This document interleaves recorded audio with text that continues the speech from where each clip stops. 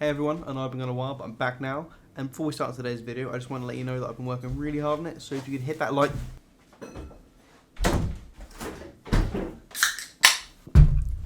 Oh. I don't know if you know this, but Shrek the Third fucking sucks. The Shrek franchise follows a social outcast ogre known as Shrek on various journeys as he learns the worth of love, friendship, and most importantly, himself. In 4 films, he goes from being a feared loner lurking in a swamp to a family man loved throughout the kingdom. I don't know why I'm explaining this to you. Shrek is a beloved icon in our day and age, and I'm sure you're familiar with his stories. The humble beginnings of Shrek 1, the explosive sequel of Shrek 2, and the neat bow that ties it off in Shrek Forever After. And also Shrek the Third. Common consensus online is that Shrek 3 isn't great, and while I do like the occasional moment of Shrek 3, most of it is a train wreck. None of the Shrek 3 characters appear in Shrek 4, excluding the baby, so even DreamWorks must know that it blew. But did it have to be as bad as most people seem to think? Or was there any way to recover the ogre's third outing? If one had the ability to go back in time and change Shrek the Third for the better, how could it be done? The approach to fixing Shrek 3 is going to be a little different than my Doctor Who video. With the Doctor Who one, it was more about technical and editing fixes alongside pointing out some of the narrative flaws, whereas this video is going to be about rebuilding all of Shrek 3 from the ground up. We know where we left off in Shrek 2, and we know where we wanna... Oh my god, where we wanna is such a fucking bad thing. We know where we wanna, we know where we wanna, we know where we wanna... We know where we wanna... Oh my fuck! I am never writing we know where we wanna in the script again, because this shit sucks. We know where we left off in Shrek 2, and we know where we want to start off in Shrek 4, so we have to revolve this new, shiny Shrek 3 around getting from point A to B. With that being said, let's establish where that point A and B is. Shrek 2 ends with the gang still in Far, Far Away after having defeated the fairy godmother. Shrek has Fiona's parents' blessing, Puss in Boots joins the cast, the king is a frog, and at some point Donkey laid pipe leading to the birth of his kids. Shrek 4 starts with Shrek having a family life with kids and playdates. The kingdom loves him, he's no longer a fearsome ogre, and he misses his old life. So the original main point of Shrek 3 stays the same, Shrek's journey to becoming a father. Before we grab the pliers and start tearing out plot points left and right, I want to briefly explore what didn't work about Shrek 3 in my eyes. The threat. If you were to line up all the villains from the main Shrek films, you'd notice they all basically want the same thing, to rule the land or to be in charge to some degree. Looking at Shrek 2 and 3 specifically, you can see that the main villain from Shrek 3 was more or less just a pawn in the previous film. He wanted the crown because he felt he was owed it, which sure is a good enough reason than any, but compared to the moustache-twirling villainry of the previous and subsequent villains, Prince Charming's pursuits come across more of a childish tantrum than anything else. I have no doubt in my mind that something interesting could have been done with Prince Charming. I mean, fuck, one of the focal points of the film is about becoming a parent, and he just lost his. Losing a parent, and its parallel of becoming a parent, is a juicy thematic vein that DreamWorks failed to locate. It's a theme that a lot of children may be able to relate to, and could do with being in more movies. Which brings me on to my next point, the competition. The Shrek movies are kids' movies for sure, but what helped the big guy to capture the hearts of the public was his ability to entertain viewers of all ages. Although Shrek 3 still had its jokes aimed at adults, like the foghorn censoring a fucked, the stoner students, and Donkey referencing LSD, the film just feels more aimed at children somehow. I don't know, maybe it's just me who feels like that. But if we look at other animated movies that came out between Shrek 2 and 3 that were aimed at the same target audience, the bar for all-age animated family comedies was still being held pretty high, and Shrek 3 just couldn't compete. Looking at the DreamWorks lineup alone, we went Shrek 2, Shark Tale, Madagascar, Curse of the Were-Rabbit, Over the Hedge, and Flushed Away. Hell, Shrek 3 was followed up by B-Movie and Kung Fu Panda for fuck's sake. It just doesn't reach the standards expected of those kinds of films at the time. If Shrek 3 had come out in a time with more mediocre animated films, it might be regarded as a better overall film. Is it unjust to judge a movie by the standards of the films around it? Maybe, but I'm going to do it anyway. Shrek 4 was released in between How to Train Your Dragon and Megamind, so maybe that's why people were quick to dismiss Shrek 4 at the time. Think about it this way. If 30 people turn up to a work meeting, and 29 of those people are perfectly presented, suits all pressed, shoes polished, hair slicked back, but then one person turns up without an iron shirt, tie a little squiffed maybe, that person might get in shit, or at least judged a little harshly. Sorry I'm late, the trousers that match this suit split because I'm a fat bastard, and it took me about 2 hours to tie this tie because I'm only used to tying nooses. Flushed Away and the Were-Rabbit turned up in their Sunday best, whereas Shrek 3 turned up in trackies with swamp stains down the front. I know this point wasn't targeting anything specific about the film, but I felt it still needed to be addressed. And with no real way to transition to my next point... Location. That was fun. Shrek 3 lacks any iconic or interesting locations. Shrek 1 gave us Duloc and the Dragon's Keep. Shrek 2 gave us the Poison Apple, the Fairy Godmother's Workshop, and of course, the Kingdom Far, Far Away. Who could possibly forget the iconic Worcestershire? Worst Shitfire, and of course, Old Man Wizard House. The school is just dull. It's not interesting in the slightest. It's just a mashup of ye old and high school to make ye oldie high school. They get in with no issue, they leave with no issue. It only exists that we can go there and then leave. It doesn't feel attached to the greater world. I mean, it's physically isolated from the world at large. This is the same with the Wizard's Hovel. Think of any fictional world. Take your time, pause the video if you need to, and just think of any fictional world that has engrossed you somehow. Got one? Now, close your eyes. Picture a map of that world. How the landmarks of this world fit together. Its iconic locations. How they are connected. Does it help engross you? I'll use two examples. One game I like and one film I don't, just for some variety. As you emerge from the stranded graveyard, up the lift and out the doors, you see the Erd Tree. Its glow enveloping the world and beckoning you towards it. As you journey throughout Elden Ring, it draws ever closer. Every castle you fight your way through, every boss you take down while grinding your teeth, you make your way ever closer to that elusive tree. As your journey stretches out, the distance between you and its mysteries shorten. But it's not just the great tree that captures you. Far off cathedrals, deep, sprawling chasms, distant, unknown structures just out of reach draw you in as you sink deeper and deeper into its world. I blacked out there for a moment. Anyway, Elden Ring. Its iconic locations and how they're intertwined with one another in the world helps keep you immersed. But I know what you're saying. Elden Ring's a game, Shrek 3 is a film, they're completely different beasts, and I hear what you're saying. So let's talk about Harry Potter. For as much as I personally think it's a crock of shite, I understand how Harry Potter's world brings people in, and that's partially because of its iconic locales. Whether big or small, Hagrid's hut, Platform 9 3/4, Diagon Alley, the Weasley household, and of course, Hogwarts itself. Without all these interconnected iconic locations that help build a believable world, I guarantee it wouldn't be the Titan franchise that it is. Shrek was never as complicated as either of those, but you can still close your eyes and imagine the world in your head. Even in Shrek 1, where a lot of the movie is spent walking from place to place. If you've seen the movie, you can most likely close your eyes and imagine a map connecting the interesting locations. The school and the wizard hut are so disconnected from the wider Shrek world that I struggle to give a shit about them. To give Shrek 3 some credit, its character dialogue is well done. I still hear people quote, "Where's the baby?" to this day. A particular favourite of mine is right near the end of the film when Artie's giving this big speech to all the villains. And he's like, "The only one standing in your way is you." And he just points around at one of the little guy who's meant to be Rumpelstiltskin. Don't get me started on that fucking thing, but is meant to be Rumpelstiltskin. He's like, "What, me?" And all the villains are like, "Get him, lads!" And that's really funny. It's well timed, and it helps explain Artie's point about the villains not wanting to be villains deep down.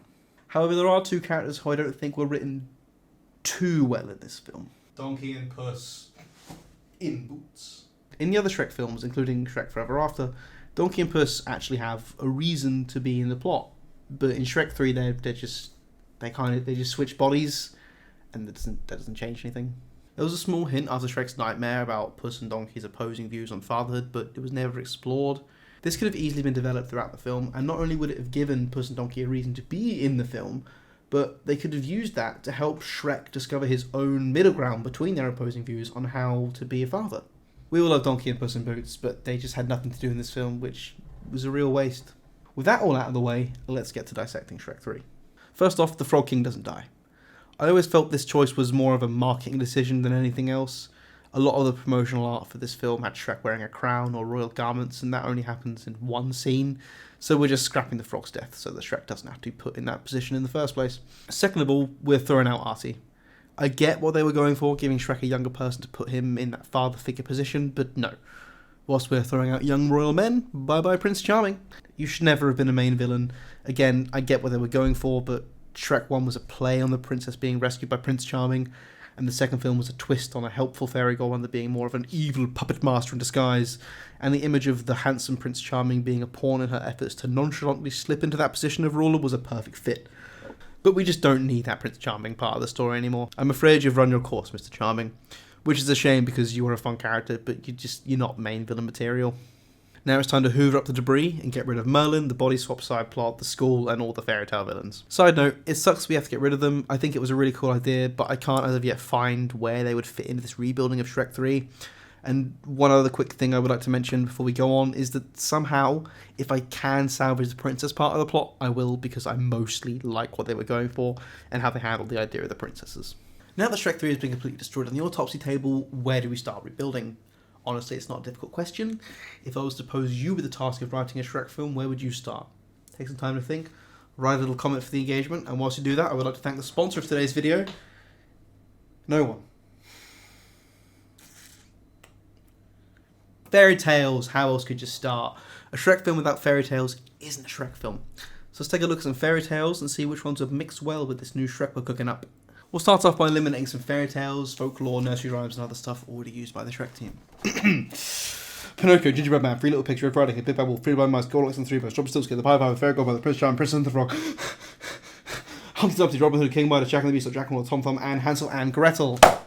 We'll also throw out all the books used by the Fairy Godmother in that one scene in Shrek 2. After looking at what is left and weighing up our options, here are 3 standout picks for what I think could be used to mould a great Shrek 3.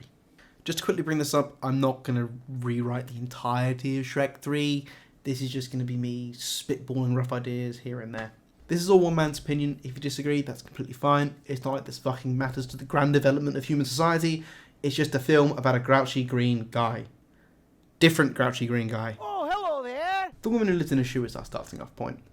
The original nursery rhyme doesn't exactly give us an encyclopedic knowledge of said woman in said shoe, but it tells us she's got a lot of kids, which is a great place to start for us considering one of the themes of the film is parenthood. Next up is 3 Billy Goats Gruff. Specifically, I want to use the bridge troll in some format or another.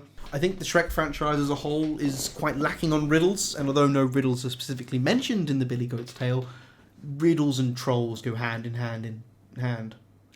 Plus, a lonely, bitter, evil troll could contrast well against Shrek, who used to be bitter and alone himself.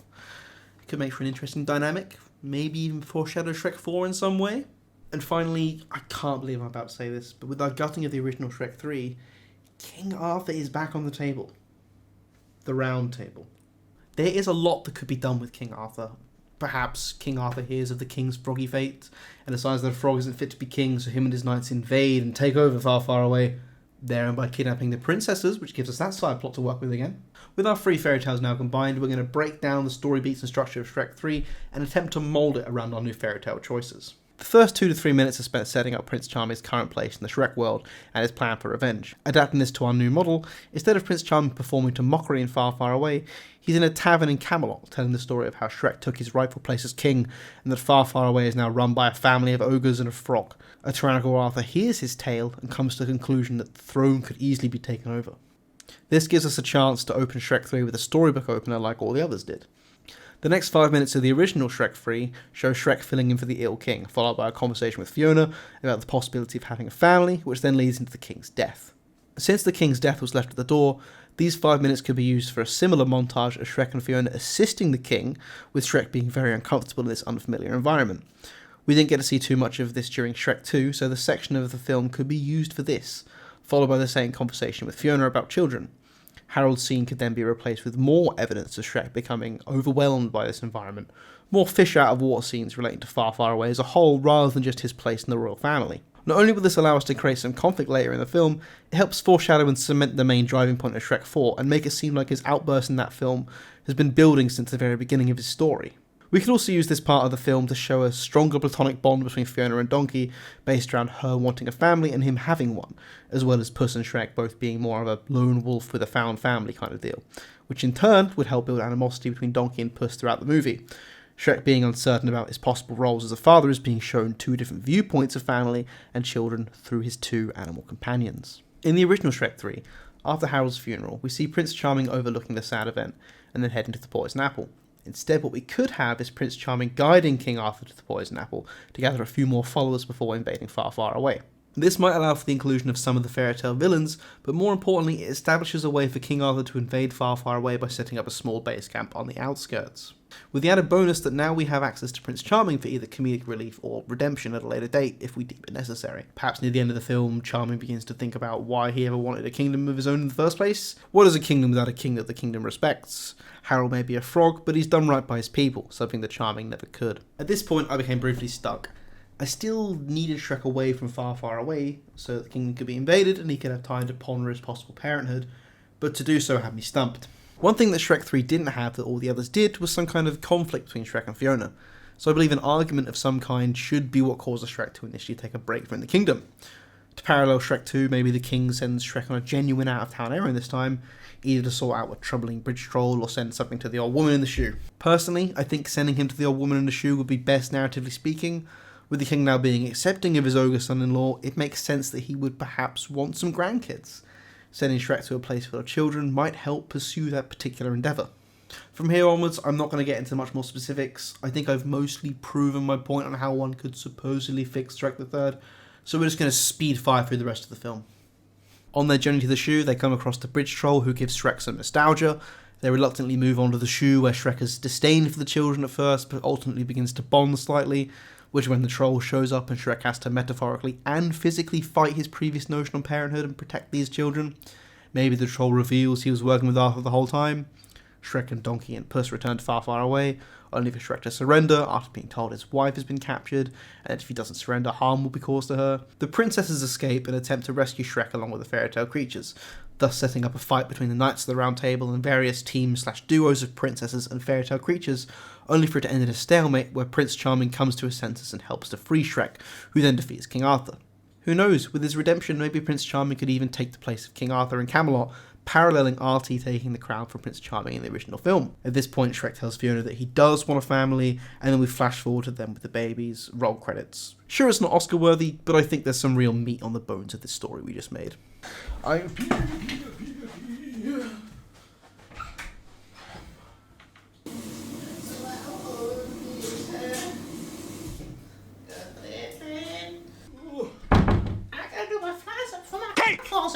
The way I wrote this video was I started off with a concept, I workshopped some fairy tales, nursery rhymes and other tales together to see how they could fit around the theme of parenthood and into the Shrek world. Then I re-watched Shrek 3, noting down every scene's time codes and how it roughly moved the story forward. Afterwards I then went through each scene trying to mould our new ideas around the original structure. I mainly did this for the first 20 minutes of the film as I wasn't going to rewrite an entire fucking movie just to prove a point. Finally, I gave rough, loose ideas of how the rest of the film could look. This may explain why the video isn't fully consistent and how some ideas changed as I went through, but I wanted to keep all this in so I could share the full creative process with you. As a writer, I find it important to be flexible with your ideas. You should allow yourself to leave things on the chopping board if they don't fit, even if you love the concept. I love Shrek, and I'm not ashamed to say it. Shrek 1, 2 and 4 have a lot of heart in them, and Shrek 3 just being there to fill a slot will always be seen as a missed opportunity to me and a wrong that can never be righted. The point of this video wasn't to shit on Shrek 3. It was to take a step back from something I don't like and see how it could have been done differently.